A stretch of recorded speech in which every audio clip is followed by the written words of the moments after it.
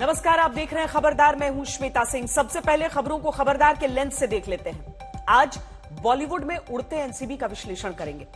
बॉलीवुड के सितारों की रोशनी पर ड्रग्स केस की जांच वाला ग्रहण लगा हुआ है। शाहरुख के बेटे आर्यन खान को बेल नहीं मिल रही है और इसी बीच एक और स्टार किड का ड्रग्स केस में डेब्यू हो गया है। अब एनसीबी शाहरुख के बेटे आर्यन खान और चंकी पांडे की बेटी अनन्या पांडे की दोस्ती के ड्रग्स कनेक्शन की जांच कर रही है। जाहिर है, बॉलीवुड में ड्रग्स के शौकीनों के लिए ड्रग्स से उचित दूरी बनाने और खबरदार रहने का समय आ गया। भारत ने आज कोरोना के खिलाफ वैक्सीन सेंचुरी बना ली है। 100 करोड़ वैक्सीन लगाकर भारत के स्वास्थ्य कर्मियों ने इतिहास रच दिया है और यह उनके अभूतपूर्व श्रम का ही नतीजा है कि भारत कोरोना वैक्सीनेशन के मामले में अरबपति बन गया है। जरा सोचिए कि अगर एक डोज लगाने की प्रक्रिया में सिर्फ 30 सेकंड का श्रम मान लिया जाए तो भी 100 करोड़ डोज लगाना 3000 करोड़ सेकंड या 83 लाख घंटे से भी ज्यादा का श्रम है। हमारे कोरोना वॉरियर्स ने दुर्गम से दुर्गम स्थान पर जाकर लोगों को वैक्सीन लगाई है और यही सोच भारत को कोरोना से छुटकारा दिलाएगी। इसीलिए आज भारत के वैक्सीन वाले इस अथक परिश्रम का विश्लेषण भी हम करेंगे। और शुरू में ही आपको एक्स्ट्रा खबरदार कर देते हैं। दीपावली से पहले केंद्रीय कर्मचारियों को बड़ा सरकारी तोहफा मिला है। उनका महंगाई भत्ता यानी डीए 3% बढ़ाने का फैसला लिया गया है। यानी पहले जो डीए वेतन का 28% था वो 31% हो गया है। इसका फायदा 1 करोड़ से ज्यादा केंद्रीय कर्मचारियों और पेंशनधारियों को होगा।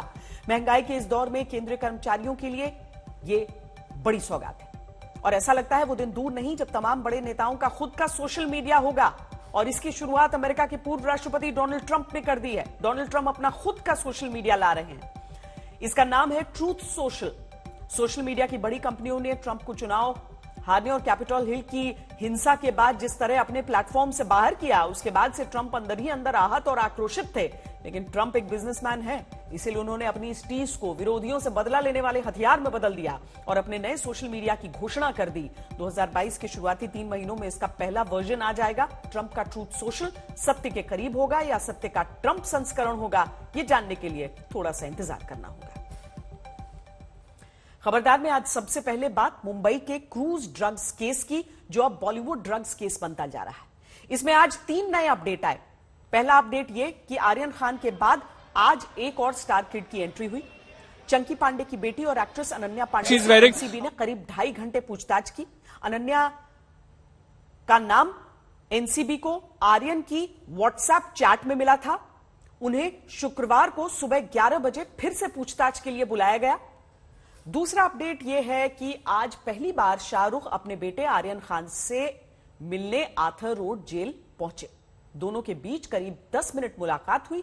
इस दौरान शाहरुख ने जेल स्टाफ से आर्यन के लिए घर का खाना भेजने की अनुमति मांगी, जिससे जेल स्टाफ ने इनकार कर दिया। आर्यन खान को कम से कम 26 अक्टूबर तक जेल में ही रहना होगा। हाईकोर्ट उनकी जमानत याचिका पर सुनवाई करेगा। तीसरा अपडेट यह है कि आज पहली बार एनसीबी की टीम आर्यन के घर यानी मन्नत पहुंची।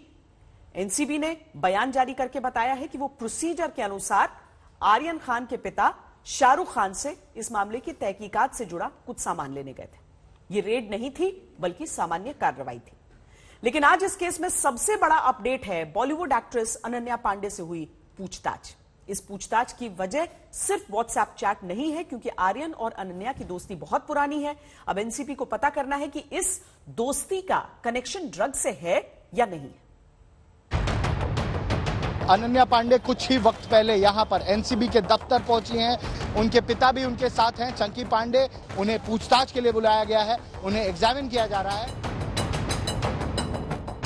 शाहरुख खान के बेटे आर्यन खान के बाद अब चंकी पांडे की बेटी Ananya Pandey cruise drug case में दूसरी स्टार किड बन गई हैं, जिनसे एनसीबी ने आज पूछताछ की है। वो यहाँ पर अभी एनसीबी के दफ्तर पहुंची हैं। आप देख सकती हैं वो जो सफेद गाड़ी यहाँ पर नजर आ रही है, उसी गाड़ी में वो आई हैं और अभी वो एनसीबी के दफ्तर तीसरे मंजिल पर, इसी बिल्डिंग में तीसरी मंजिल पर पहुंचेंगी। इसी बिल्डिंग की तीसरी मंजिल पर एनसीबी का दफ्तर है, वहां पर वो पहुंचेंगी जहां पर उनसे पूछताछ होनी है। एनसीबी के जोनल डायरेक्टर समीर वानखेड़े उनसे स्वयं पूछताछ करेंगे। वीवी सिंह वहां पर मौजूद रहेंगे, सुप्रिंटेंडेंट जो आए हैं इस केस के। इसके अलावा एक फीमेल कर्मचारी जो एनसीबी के हैं वो वहां पर पूरे वक्त मौजूद रहेंगी और उनके प्रेजेंस में ही ये पूछताछ की जाएगी, उन्हें एग्जामिन किया जाएगा। वो सारे चैट्स उन्हें दिखाए जाएंगे जो चैट्स एनसीबी ने बरामद किए हैं, और इन सारे चैट्स के तहत आगे की पूछताछ उनसे हो सकती है, आगे की पूछताछ उनसे होगी। अनन्या पांडे और आर्यन खान बचपन के दोस्त हैं। दोनों ने स्कूल और कॉलेज में साथ पढ़ाई की है। आर्यन की बहन सुहाना के साथ भी अनन्या की दोस्ती है। ये सभी स्टार किड एक साथ पार्टी में हैंगआउट भी किया करते हैं। एनसीबी को शक है कि अनन्या और आर्यन ने कई बार ड्रग्स पार्टियां भी की थी। 20 अक्टूबर को एनसीबी ने कोर्ट में आर्यन की कुछ व्हाट्सएप चैट पेश की थी। एनसीबी ने दावा किया था कि इसमें 2 न्यू कमर एक्ट्रेस के नाम शामिल हैं। चैट में आर्यन खान और अनन्या पांडे के बीच ड्रग्स को लेकर बातचीत हो रही थी। अब तक दूसरे नाम को लेकर कुछ साफ नहीं हो पाया है, लेकिन गुरुवार को एनसीबी ने अनन्या पांडे के घर रेड डाली थी। ये इन्वेस्टिगेशन है। इन्वेस्टिगेशन में क्वेश्चनिंग के लिए लोगों को बुलाया जाता है। इसका ये मतलब नहीं कि वो कल्प्रिट हैं या वो ही इन्वॉल्वमेंट है। तो यहाँ पर क्वेश्चनिंग में विटनेसेस को भी बुलाया जाता है, क्वेश्चनिंग में सस्पेक्ट्स को भी बुलाया जाता है। अनन्या पांडे के फोन को एनसीबी ने जब्त कर लिया था। उन्हें 2 बजे पूछताछ के लिए पेश होने को कहा गया था, लेकिन वो 2 घंटे लेट करीब 4 बजे एनसीबी दफ्तर पहुंची। NCB zonal director Sameer Wankhede ने अनन्या से खुद पूछताछ की। अनन्या से पूछा गया कि क्या उन्होंने आर्यन को ड्रग लेते देखा है, आर्यन किस शख्स से ड्रग मंगवाते थे, क्या आर्यन के साथ उन्होंने कभी ड्रग ली है, क्या वो किसी ड्रग सप्लायर को जानती हैं, किन किन मौकों पर ड्रग लिया गया है, क्या इसमें कोई फिल्म स्टार या उनके परिवार से जुड़े लोग शामिल हैं। अनन्या पांडे करीब 2.5 घंटे एनसीबी दफ्तर में रहीं। इस दौरान उनके पिता चंकी पांडे भी वहीं मौजूद थे।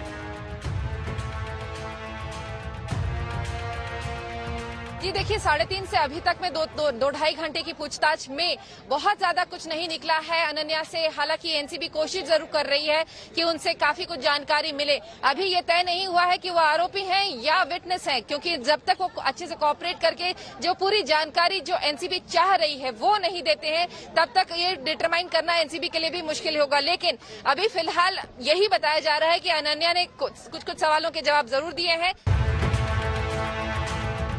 एनसीबी का कहना है कि अनन्या पांडे से पूछताछ का मकसद इस केस की तह तक पहुंचना है। पूछताछ में अनन्या का कोई भी जवाब आर्यन की बेल के लिए मुसीबतें बढ़ा सकता है। सूत्रों के मुताबिक एनसीबी को केस से जुड़ी जानकारी 26 अक्टूबर को हाईकोर्ट को देनी है। अनन्या से पूछताछ में आर्यन के खिलाफ कोई भी जवाब या सबूत आर्यन के जेल से बाहर आने में आड़े आ सकता है। 26 अक्टूबर से पहले एनसीबी बॉलीवुड से जुड़े अन्य लोगों से भी पूछताछ करेगी। यानी क्रूज ड्रग्स केस का दायरा अब सिर्फ आर्यन खान तक सिमटकर नहीं रहेगा। अभी अनन्या का नाम सामने आया है। अब एनसीबी के रडार पर करण जौहर की पार्टी वाला वीडियो भी है।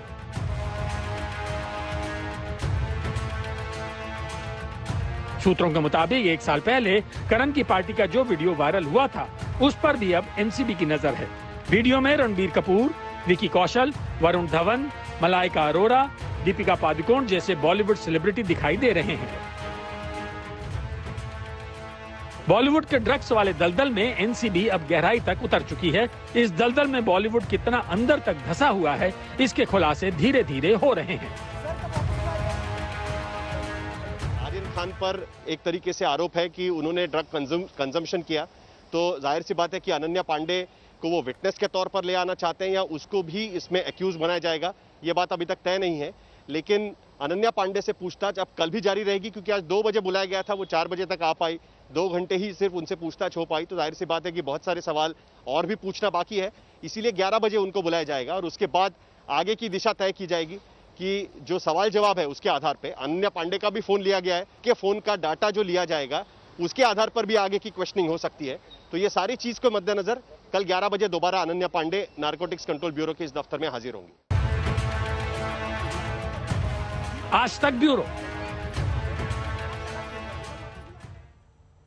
अब अनन्या पांडे को कल दोबारा पूछताछ के लिए एनसीबी के सामने पेश होना होगा, लेकिन एनसीबी जिस तरह से इस केस में रोजाना नए खुलासे कर रही है, उससे अंदाजा लगता है कि उसके लिए यह केस कोई रूटीन केस नहीं है। एनसीबी का मकसद बॉलीवुड में ड्रग्स के शौकीनों की मंडली को कानून के शिकंजे में लाना है। आर्यन के बाद अनन्या इस कड़ी में दूसरी स्टार किड है, लेकिन आखिरी नहीं। बॉलीवुड के किंग खान पिछले 20 दिनों से खुद को असहाय महसूस कर रहे थे, क्योंकि वो जेल में बंद अपने बेटे आर्यन से मुलाकात नहीं कर पा रहे थे। लेकिन आज शाहरुख खान की यह मन्नत पूरी हुई। उन्हें अपने बेटे से जेल में मिलने की इजाजत मिली। कोरोना संक्रमण को देखते हुए जेल में बंदियों और उनके परिवार वालों के बीच मुलाकात बंद थी। आज से ही नियम बदला है और आर्थर रोड जेल में उसके पहले लाभार्थी शाहरुख खान बने। लेकिन जैसे ही वो आर्यन से मिलकर वापस लौटे तो पीछे पीछे एनसीबी की एक टीम भी जांच से जुड़ी कुछ मन्नतें पूरी करने के लिए शाहरुख के बंगले मन्नत पहुंच गई।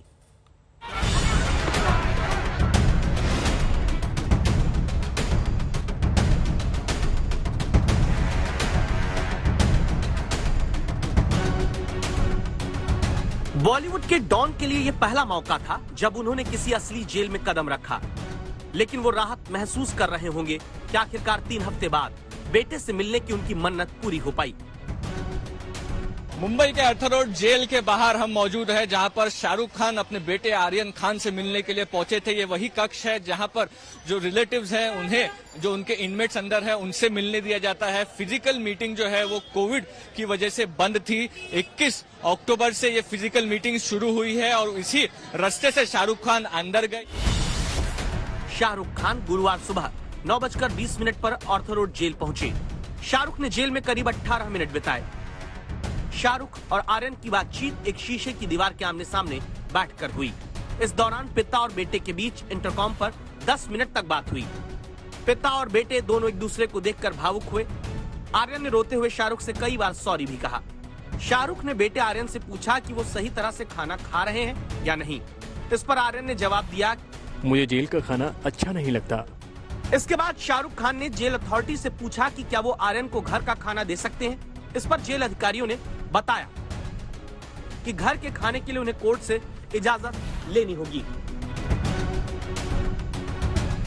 अपने बेटे से मुलाकात कर शाहरुख जेल से बाहर निकले तो उनके पास कहने के लिए कुछ नहीं था।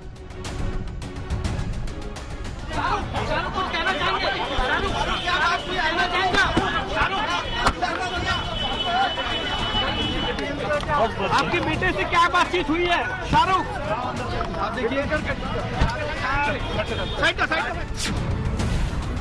आज शाहरुख पहली बार बेटे से मिलने आर्थर रोड जेल पहुंचे थे, जिसके थोड़ी ही देर बाद एनसीबी भी पहली बार मन्नत पहुंच गई। आज ही शाहरुख खान जो है वो आर्थर रोड पहुंचे थे अपने बेटे आर्यन खान को मिलने के लिए। देखिए, इसके पहले भी जो है आर्थर रोड जेल के प्रोटोकॉल्स के नियम के मुताबिक प्रिजनर्स या अंडर ट्रायल्स होते हैं उनसे मिलने की अनुमति नहीं थी, लेकिन आज से ये गाइडलाइंस चेंज हुई है। कोविड प्रोटोकॉल्स की जो गाइडलाइंस है वो चेंज हुई है। तो आज आर्यन खान को मिलने शाहरुख खान पहुंचे थे और अभी कुछ देर बाद आप देखिए एनसीबी की टीम यहां पर शाहरुख खान के घर पहुंची और अब कुछ देर बाद वो निकल भी चुकी है। 3 अक्टूबर को गिरफ्तारी के बाद एनसीबी की टीम पहली बार मन्नत पहुंची थी। हालांकि एनसीबी की मन्नत शाहरुख गौरी से पूछताछ करना नहीं बल्कि केस से जुड़ा एक नोटिस सर्व करना था। नोटिस में कहा गया है कि अगर आर्यन की कोई इलेक्ट्रॉनिक डिवाइस परिवार के पास है तो उसे जमा करा दें। एनसीबी के मुताबिक जांच से जुड़ा हुआ कुछ पेपर वर्क रह गया जिसे पूरा करने के लिए एक टीम मन्नत गई थी। मन्नत में एनसीबी के नोटिस को शाहरुख खान की मैनेजर ने रिसीव किया। अंदर की तस्वीरें दिखाना चाहूंगा आपको, शाहरुख खान के घर के अंदर की तस्वीरें। यहाँ पर जो है एनसीबी की टीम पहुंच चुकी है और यहाँ पर काफी समय से एनसीबी की टीम मौजूद थी और आपको बता दूं प्रॉपर दस्तावेज के साथ यहाँ पर एनसीबी की टीम आई थी। देखिए, ये ऑफिसर्स निकल रहे हैं, अभी ऑफिसर्स निकल रहे हैं। वीवी सिंह, हम उनसे बात करेंगे। सर,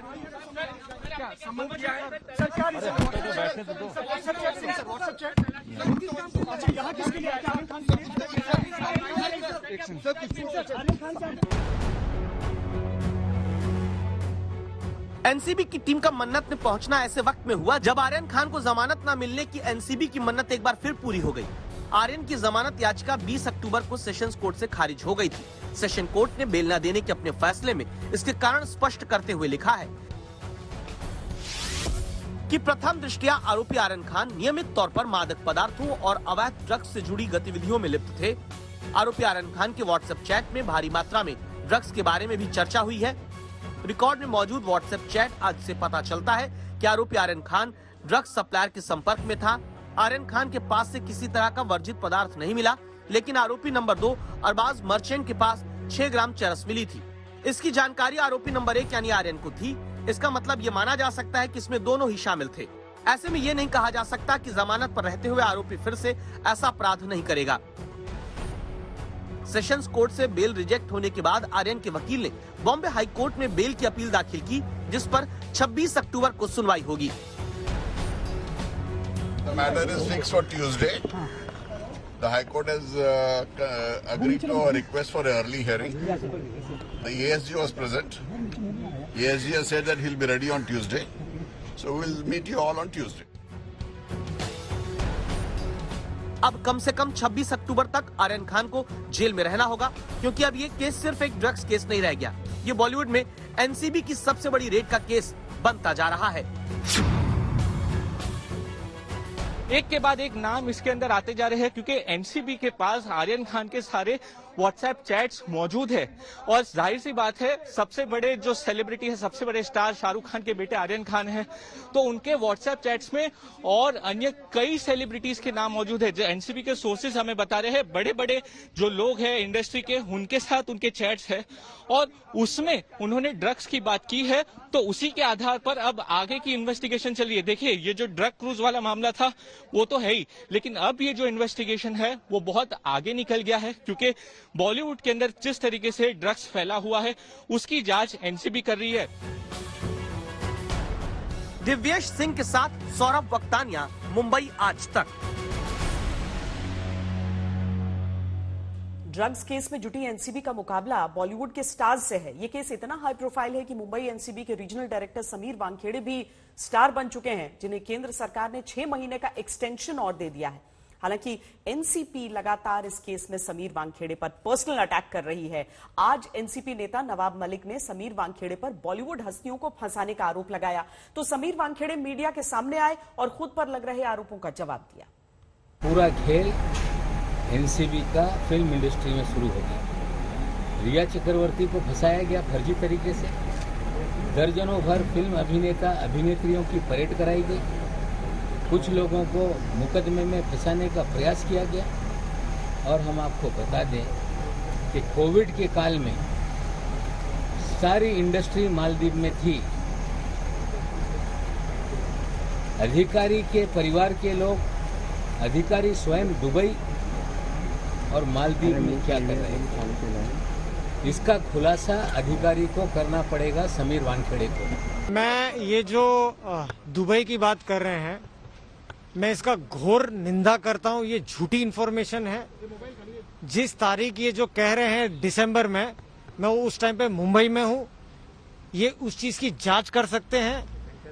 पूरी तरीके से मैं इसका खंडन करता हूं और झूठा आरोप है। ये जो शब्द है खंडनी, एक्सटॉर्शन, ये बहुत ही घटिया शब्द है।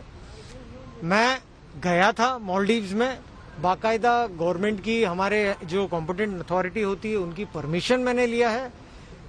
मैं सरकार की परमिशन लेके अपने बच्चों के साथ में, अपने फैमिली के साथ में गया हूं। तो अगर उसे एक्सटॉर्शन कहते हैं तो दिस इज नॉट एक्सटॉर्शन। एक कहावत है कि मेहनत इतनी खामोशी से करो कि सफलता शोर मचा दे। आज भारत ने कोरोना वैक्सीन की 100 करोड़ डोज लगाकर पूरी दुनिया में इस ऐतिहासिक सफलता का शोर मचा दिया है। ये 100 करोड़ डोज लगाकर भारत ने चाइनीज वायरस के खिलाफ सबसे बड़ा भारतीय कवच तैयार कर लिया है। 100 करोड़ डोज में से करीब 71 करोड़ डोज वैक्सीन की पहली डोज के रूप में लगाई गई है, जबकि दूसरी डोज की संख्या 29 करोड़ से थोड़ी ज्यादा है। अगर उम्र के अनुसार देखें तो अब तक 18 वर्ष से अधिक उम्र के 75% लोगों को वैक्सीन की पहली डोज दी जा चुकी है, जबकि करीब 30% लोगों को दूसरी डोज मिल चुकी है। अब तक का सबसे ताजा अपडेट यह है कि देश में 100 करोड़ 60 लाख से ज्यादा वैक्सीन की डोज लग चुकी है। आज देश के करोड़ों लोग पूरे आत्मविश्वास के साथ कह सकते हैं कि मेरे पास वैक्सीन है। 100 करोड़ डोज लगाने के बाद आज यह कहा जा सकता है कि भारत वास्तव में वैक्सीन शुरू करने की, वैक्सीन गुरु बनने की राह पर है। 100 करोड़ डोज लगाने का मतलब है अमेरिका जैसे शक्तिशाली देश के सभी लोगों को लगभग 3 बार वैक्सीन की सिंगल डोज लग जाना। 100 करोड़ डोज लगाने का मतलब है रूस जैसे देश के सभी लोगों को करीब 7 बार वैक्सीन की सिंगल डोज लग जाना। जापान की पूरी आबादी को 100 करोड़ डोज में करीब 8 बार और ब्रिटेन की आबादी को 14 बार वैक्सीन की सिंगल डोज लगाई जा सकती है। 100 करोड़ वैक्सीन डोज लगाने का लक्ष्य आसान नहीं था। वैक्सीन बनाने से लेकर लोगों के मन से वैक्सीन की गलतफहमी को दूर करने तक और विपक्ष की सियासत से लेकर वैक्सीन की कमी को दूर करने तक हर लेवल पर बहुत परेशानियां आई, स्पीड ब्रेकर आए।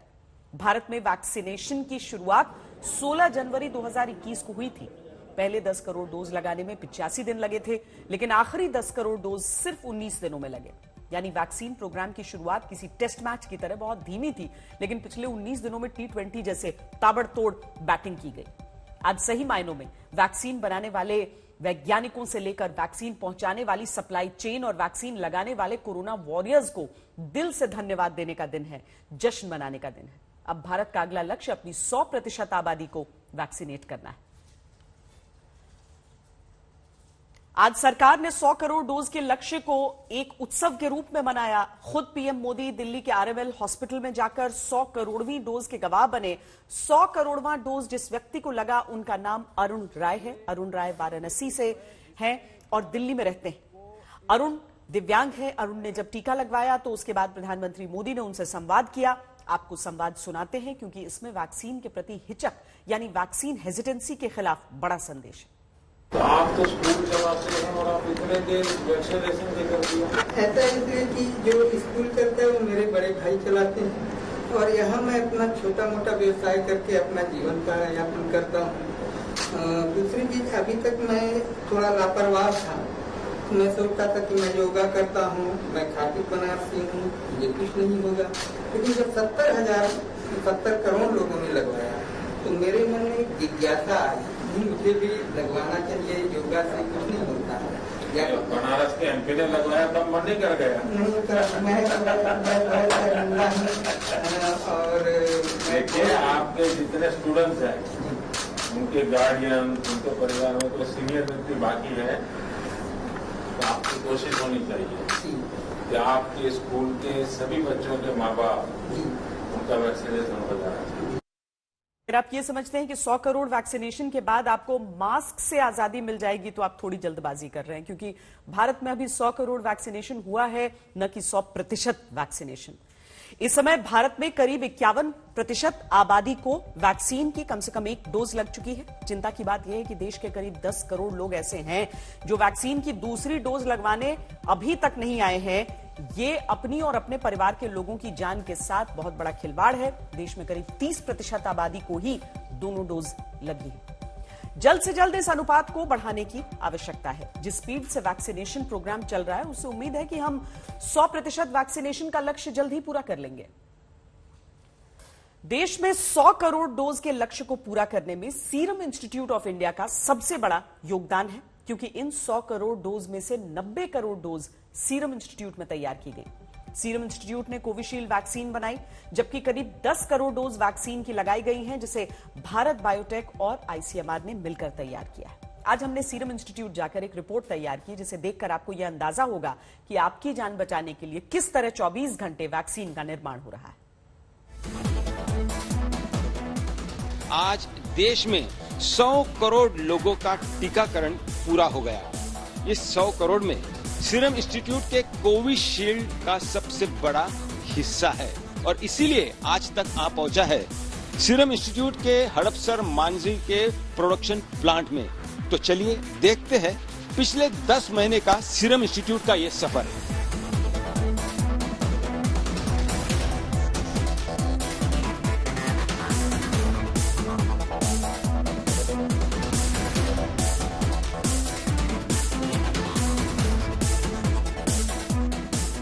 पिछले 10 महीनों से दिन रात सीरम इंस्टीट्यूट में जो टेक्नीशियन, स्किल्ड वर्कर्स, साइंटिस्ट जो काम कर रहे हैं, उसी का ये नतीजा है कि आज देश में 100 करोड़ लोगों का टीकाकरण पूरा हो गया है। यहाँ पे आप देख सकते हैं कि 26 हाई डेफिनेशन कैमराज, जो वायल्स है, कांच की बोतल है, उस पे नजर रखे हुए हैं और उसका यहाँ पर स्क्रीनिंग शुरू है। यहाँ पर वो सारी सूक्ष्म से सूक्ष्म चीज अगर बोतल में है और जो होनी नहीं चाहिए उसे डिटेक्ट किया जाता है और बोतल को बाहर निकाला जाता है। बैंक में जमा रकम लूटने के लिए साइबर ठग अब एक कदम आगे बढ़ गए हैं। ये लोग बैंक कर्मचारियों के साथ मिलकर ग्राहकों की गोपनीय जानकारियां उड़ाकर पैसे निकालने की कोशिश कर रहे हैं। हाल ही में एचडीएफसी बैंक में एक ऐसा मामला सामने आया जहां पर बैंक की सतर्कता से एक एनआरआई के 200 करोड़ रुपए चोरी होने से बच गए।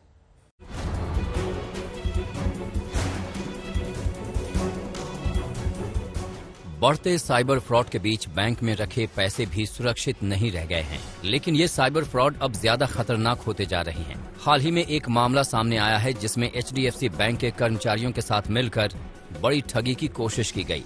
इन अपराधियों ने एक NRI के अकाउंट में रखे 200 करोड़ रुपए में सेंध लगाने की कोशिश की थी। दिल्ली पुलिस के साइबर सेल ने इस मामले का खुलासा करते हुए 12 लोगों को गिरफ्तार किया है, जिसमें से 3 HDFC बैंक के कर्मचारी हैं। इन लोगों ने खाते से पैसा उड़ाने के 3 असफल प्रयास किए थे।